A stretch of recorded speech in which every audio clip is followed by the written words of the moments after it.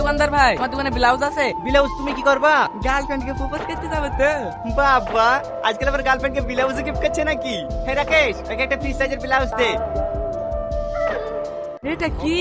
এইটাই তো ব্লাউজ। এটা ব্লাউজ? হ্যাঁ, ঠিক আছে, ক টাকা দেবো?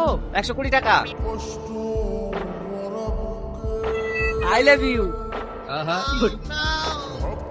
এই ছোটলোকের বাচ্চা, তোর মান সম্মান নাই বলে আমার মান সম্মান নাই। জোগাড়ের মতো বসে পড়ে আমাকে প্রপোজ করতে এসেছি। এই জানোয়ার, তুই ভাবলি কি করি যে তোর মতো বেকারের সাথে আমি প্রেম করব? তাহলে যেদিন যে বললা তুমি আমাকে ভালোবাসো।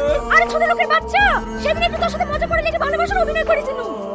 আর তুই এতটাই পাগলা, সব সত্যি ভেবে লিসি, নিজের অকাত দেখতে দেখবি নি। আমি সত্যি আমার অকাটে বলে গেছিলাম, পারলে আমাকে ক্ষমা করে দিও।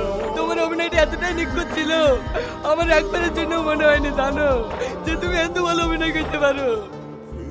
আর আমার এই প্রজেক্টের কথা বলছো, আমারও পড়ার আগে বারবার মনে হচ্ছিল জানো যে আমি ভুল করছি, কিন্তু তোমার বান্ধবীরা বলেছিল এটা পড়ে প্রপোজ করলে নাকি তুমি অ্যাকসেপ্ট করবা। আর আমি তো তোমার প্রেমে পাগল, শুধু তোমার ভালো লাগার খারাপ লাগা ছাড়া আমার কোনো কিছুতেই যায় আসে না।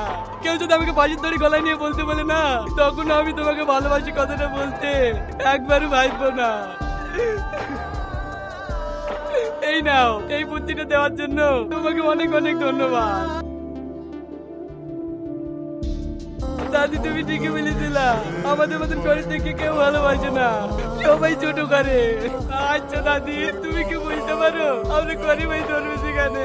আমরা যদি বড় লোক হতো তাহলে কেউ তোমার নাতিকেও মন করতে পারতো না।